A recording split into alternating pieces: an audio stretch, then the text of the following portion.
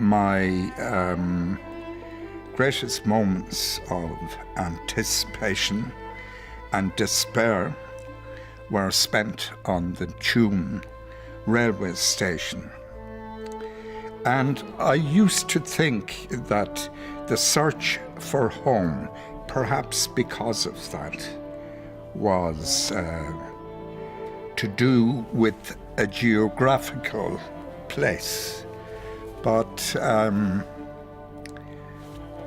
in the last 25 years, I think the search for home is to do with peace, search for peace, harmony, God, could be death,